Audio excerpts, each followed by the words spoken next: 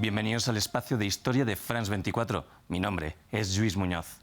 Este 5 de marzo se cumple el 10º aniversario de la muerte del expresidente venezolano Hugo Rafael Chávez Frías, una figura clave para entender la política latinoamericana del siglo XXI y polémica durante sus 14 años al frente de la presidencia de Venezuela.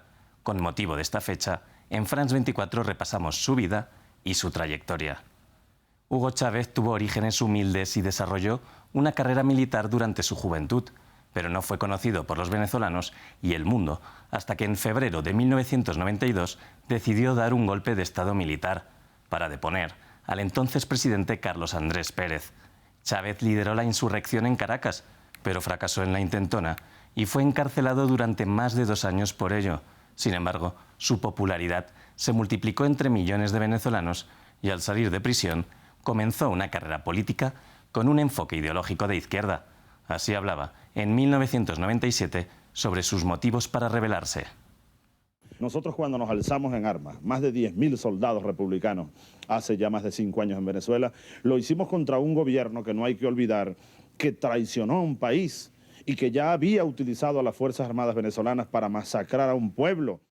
Respaldado por esta popularidad, Chávez se presentó a las elecciones presidenciales de 1998 bajo una coalición de partidos de izquierda llamada Movimiento Quinta República, una formación política que apostaba por un cambio estructural de la democracia venezolana a través de un proceso constituyente y que llevaba la justicia social por bandera. Chávez defendió la necesidad de ese cambio de modelo desde una posición muy moderada, en la que incluso rechazó el socialismo o condenó lo que calificó de dictadura en Cuba. El objetivo es refundar la República. La Constitución del 61 está agonizando. Ya no tiene fuerza ni vigor propio para impulsar el Estado, la República y la sociedad. El éxito de Chávez fue contundente y logró el 58% de los votos con los que se convirtió en presidente e inició un proceso constituyente. Su estilo informal y cercano y la crítica dura contra sus rivales, a quien la población acusaba de ser los responsables de la corrupción, la pobreza y la situación económica del país, multiplicaron la popularidad de Chávez entre las clases obreras e hicieron que su propuesta constituyente fuera aprobada en abril de 1999 con más del 80% de los votos. Nacía así la República Bolivariana de Venezuela, un éxito al que le siguió una nueva victoria en el año 2000 tras un adelanto electoral que le permitió al incipiente chavismo tener mayoría parlamentaria. Reforzado por las victorias electorales, Chávez emprendió una serie de reformas sociales, económicas y políticas.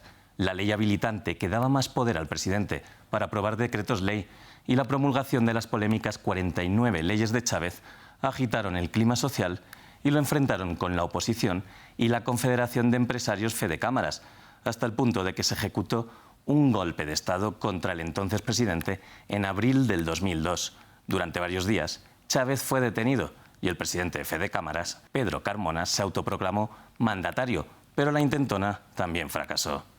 Chávez tomó nota de este episodio y endureció su discurso y sus políticas.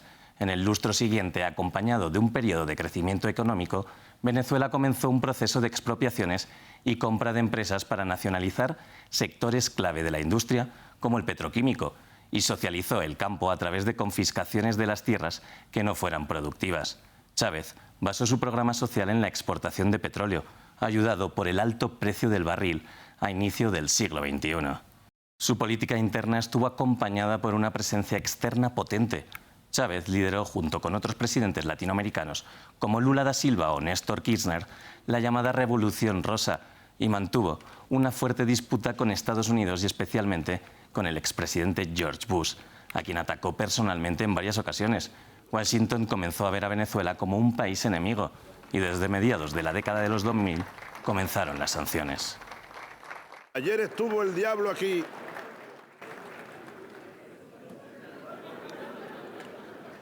En este mismo lugar huele a azufre todavía esta mesa donde me ha tocado hablar. Tras su reelección en 2006, Chávez focalizó sus esfuerzos en conseguir la reelección indefinida a través de un referendo, algo que logró en 2009. Para esta época, su gobierno empezó a sentir las consecuencias de la bajada del valor del barril de petróleo y los indicadores económicos comenzaron a ser desfavorables por la elevada inflación, la deuda estatal y la salida de inversores del país.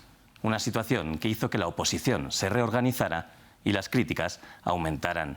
Críticas a las que se sumaron otras por la nacionalización y cierre de los medios de comunicación críticos. Durante este tiempo de crisis, el chavismo intentó resaltar los logros notables en materia social y lucha contra la pobreza, pero la situación interna y externa comenzó a ser cada vez más complicada, algo a lo que se sumó el diagnóstico de cáncer colorectal a Hugo Chávez, quien decidió tratarse en Cuba. El tratamiento de su enfermedad le apartó de la vida política, pero eso no impidió que fuese ganador en una cuarta elección. Sin embargo, el mandatario no consiguió superar su cáncer.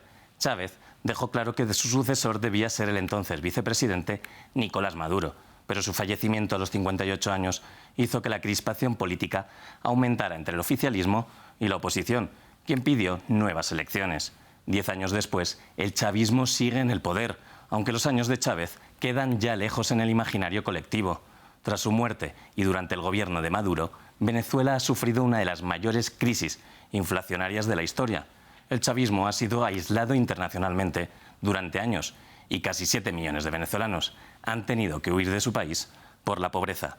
Con esto concluimos. Gracias por compartir y comentar estas historias que las encuentran en los programas de France24.com.